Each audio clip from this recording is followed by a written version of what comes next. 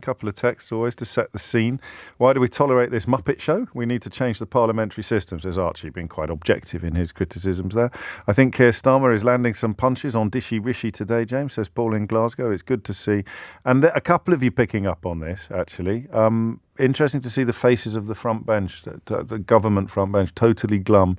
And another texter saying that Penny Mordaunt actually looks embarrassed.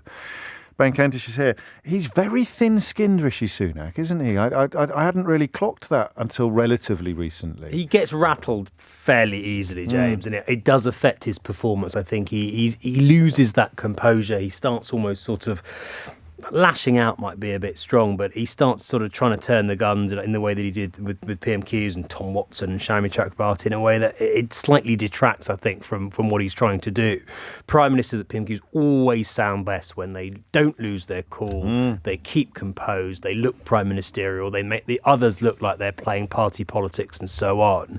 And it was difficult for Rishi. It was always going to be difficult for Rishi Sunak today. Keir Starmer you got it dead right, we should acknowledge, didn't you? You said they would manage to knit together the economy and the honours system. Why are you bothering with all this and caught up with all this? So straight on the back foot, really, and a good call from you.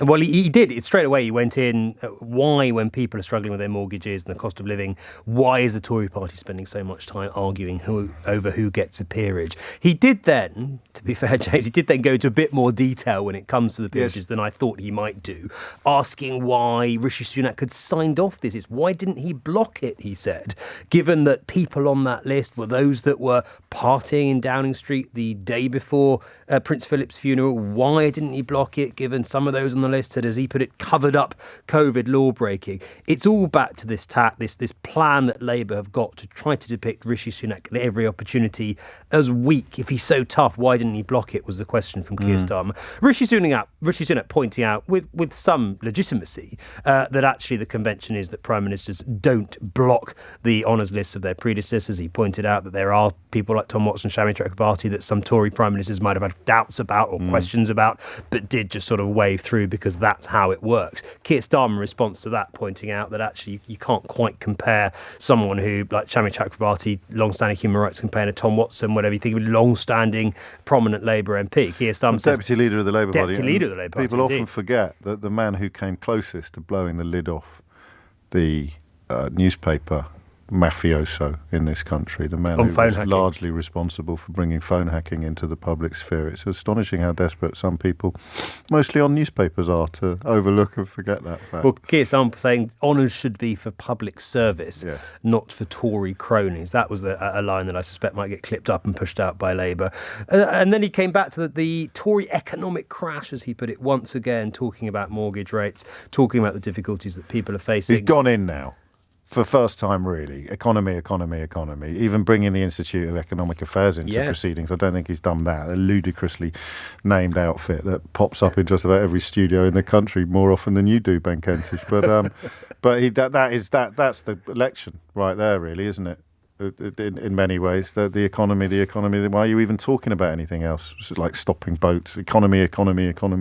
Are you better off than you were 13 years ago, James? That's going to be that. We heard it. Rachel Reeves ask it on LBC yesterday. We are going to hear that time and time again. Initially, it was sort of extended to the cost of living and rent. Now it's extended to homeowners and mortgage owners who are going to. And the worry is, James, in terms of people's bills, but also politically for the government, the worry for them is it's only going to get worse. In fact, mortgage rates now predicted to go up so much in the next 6-12 months or so that it's got tongues wagging in Westminster about whether Rishi Sunak will actually try and call an earlier general election, because the thinking until now had been he'd leave it as long as possible, inflation will come down, the cost of living will come down, he'll be able to throw some tax cuts to people, and the situation a year to 18 months will be a lot better than it is now, so they'll wait as long as possible. Now, it looks like actually inflation's not coming down anywhere near as fast as people thought. Interest rates and mortgage rates are expected to go up. And of course, the impact on mortgage payments will follow. Some now saying, well, actually, given that, is it better off if he moves sooner? I still think he'll wait as long as he can. But it's a difficult situation for the government when you've got 18 months to go until you have to call an election. Things are pretty bad now, so you don't want to call one now, but they're only expected to get worse. What do you do? Yes, so you give yourself as much space as possible traditionally to accommodate the possibility that things might look up. So you'd leave it until the last possible minute. In the words of Mr. McCorber, something will come up. But now they're surveying a future where it looks highly unlikely that things are going to get better. So do we go now in the least bad? Yes. So now, what do you when think? You're 15, would you put a few quid on that yourself? My view personally is that they will just wait as long as they possibly can, because it would be. I mean, they're around 15% behind in the polls. Calling a general election when you're 15% behind, 15 points behind in the polls, because you fear things are going to get. It would be a gamble in the extreme sense, James. I think they will hope. They will just live in hope that actually things do get better in the next 18 months, because they will be aware that if they called one now or even in the autumn, given the current state of polling, it would be a political death wish. So I still think the latest date possible is the safest bet. But the prospect of an early election, the prospect of that changing, and Rishi Sunak saying, "Look, let's just go for it," I think has got a lot more likely this week. Last week, it just wasn't. That's it wasn't interesting. An option. And how much of that might tie in with the thing that we mentioned at the outset, which is he doesn't seem to be enjoying himself very much. Well, it's interesting on the trip to the US. The things he really likes talking about aren't necessarily the things that he has to. He loves talking about AI. He's a tech bro, isn't he? He loves talking about maths. He loves talk. He likes the economics. He likes talking about finance and investment and trade. I don't think he gets the same thrill out of talking about the economy or NHS waiting list, which is a problem. Or even you got calls. I'm sure you're taking them as well from people whose mortgages have gone up by from £900 a month to £1,800 a month, and it doesn't seem to touch the sides of his concern, regardless of whether his personal wealth plays a part in his ability to empathise or understand. He doesn't find it interesting. Well, I think there's a big question now in this is not just it's not just a household budget crisis. It's not just an economic crisis. This mortgage issue, and it's vast, James, is becoming a huge political crisis in the same way as the energy bill rise was. Now, what the government did then, of course, appreciating that no government can survive people's energy bills doubling or trebling in the space of a few months, was bring in, of course, the energy price guarantee that did reduce people's bills significantly. Are they going to try to do something? Are they going to have to try to do something similar, perhaps not as extensively, but something to help people with their mortgages? Now, it would be a huge intervention in the market. The government paying people's mortgages for them would be incredibly controversial in some quarters, not least of all with the Institute for Economic Affairs, for example, and indeed many of the Tory right-wing MPs. But if mortgage rates go to 6%, if interest rates go to 6%, if millions of people are struggling to pay their mortgages and are at risk of default, pressure on the government, not just economically, but politically too, to do something, and what that looks like very much unclear, but to do something to help with mortgages could become very, very loud indeed. The only thing that saves them, as I've tried to explain and failed on several occasions, is the fact that the energy bills arrive, they all come through all our letterboxes at exactly the same time. Whereas with mortgages, as we discover every time we do it, or we remind ourselves every time we do it on the radio, it's a very staggered cohort depending on when your mortgage comes to an end. So if it was happening like an energy bill happens, they'd already be in absolute emergency scenarios, and they would probably be windfall taxes. What would you do? I mean, a form of who knows? But you cannot have thousands of people having their homes repossessed. Exactly. While claiming economic competence. Stephen Flynn, always good value. A bit light on Labour this week. He didn't. I mean, any mention of Brexit is bad for both sides in the House of Commons at the moment, which is odd. It's bad for the Tories and bad for Labour. The politics of Keir Starmer's calculations remain pretty easy to understand, and possibly for people like me somewhat harder to sympathise with. But he's again getting under Rishi Sunak's skin a bit, despite the SNP's current travail. Well, certainly major travails for his party, as Rishi Sunak, of course, didn't hesitate to point out. But quite a cunning question from Stephen Flynn. Going back to last summer, God, how long ago does that seem now, James? Last summer's Tory leadership contest between Rishi Sunak and Liz Truss, in which Rishi Sunak... Only last summer? Yeah. Good God, it feels like less than a year. This time last year, Boris Johnson was Prime Minister. Yeah.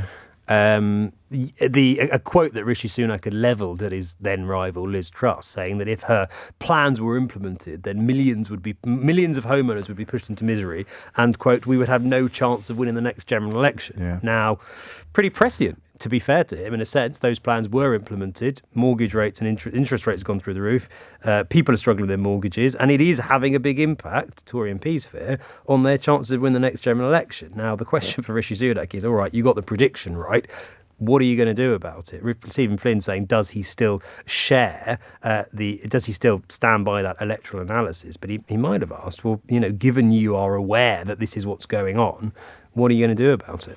And Rishi Sunak, to be fair, Rishi Sunak's saying, well, the best way, as he said so far, to help people with the cost of living and help get interest rates down is to be strict on borrowing, strict when it comes to government spending and so on. Yes, in the long run, that might be the kind of macroeconomic strategy. But as I say, in the short term, pressure's growing for them to do something to help people right now. How long have you been on the parliamentary beat, Ben Kentish? 6, 7 years. So presumably you have broken bread on many occasions with Charlotte Owens. No. What? But No. she's been put in the House of Never Lords met her. for being such a sharp political Funny operator. enough, James, I've never met her. Well, I'm hearing that from an awful lot of people who I consider to be fairly well immersed in matters political. Tortoise looking today on what on earth this former aide to Boris Johnson has done to merit becoming the youngest life peer in history. Is that a story worth keeping an eye on, or do you think I think it is, because there's certainly a lot of question. It certainly surprised a lot of people, put it that way. There is a series of aides and advisors that are long-standing Boris Johnson loyalists, very, very close to the Prime Minister, who are quite well known, who I might have bumped into at various events in Westminster. She's, I've got to say, not one of them, not particularly well known, not someone that if you asked people to name top 5 Boris Johnson closest advisors, you would necessarily leap to. So questions about that, and of course the questions about the qualifications that both her and another close advisor, both around 30 years in age, have when it comes to being given a lifelong place in our legislature. And again, James, this isn't partly political, a lot of Tory MPs very unhappy about the optics of that too. What is the party now? What I mean, around whom could a significant proportion of the parliamentary Conservative Party coalesce? Is Sunak still the best bet in terms of not being Johnson and being still perceived as a safe-ish pair of hands? Yes, I think there's still a lot of support, and in some senses, the what Boris Johnson has done in the last few days has hardened that. It's really pushed some people who are perhaps a little bit wavering behind Rishi Sunak. They don't like what Johnson's doing. They do like the way that Sunak responded on when was it, Monday? They did like him standing up. He's shown a bit of backbone. That's exactly what he needs to do, as one Tory MP put it to me in relation to Boris Johnson. Where I think they're more worried about Sunak, it's not so much about all of this, it's about vision. They're starting to get a bit frustrated that his 5 missions are all about problem solving. They want tax cuts, they want a bigger picture, they want a sense of what is his pitch to the electorate going to be, what's the Conservative pitch for 5 more years, because they think it can't just be, look, we'll solve a few of these problems. They want a much more comprehensive They're not solving the relatively small culture war problems they said they would solve. I mean, the small boat crossings over the last couple of days have been off the charts, and that was a lap of honour a fortnight ago for Sunak. That's not coming. Inflation's not coming down. So even on those 5 metrics, Rishi Sunak's got his job. He's got his work cut out. But those, even if he achieved those, it wouldn't be enough for a lot of his colleagues who say, look, we can't just. One former cabinet minister said to me, James, of the week, he said, we can't just go into the next election saying we'll make things a bit less bad. We need to have a sort of vision for where we're going in the longer term. That's what they want to see from Rishi Sunak. He's got time. Number 10 say, look, that will come in time, but there is growing pressure for that to come sooner rather than later, and it to have at its very heart what those MPs see as core Conservative things, namely pretty hefty tax cuts. Or tax relief on mortgages. Mike in Cheshire suggests that might kill 2 birds with one stone, some form of tax relief on mortgage interest. I think that used to be called MIRAS, M-I-R-A-S. The problem with we've got to go, mate. I've got to do the news. Keith, go on then. Go on. The problem for the mortgage is double-fold, James, because it also means the government has less money to spend. Yes. So it's actually hard for them to spend too much on helping people with their mortgages. Ben Kentish, many thanks indeed.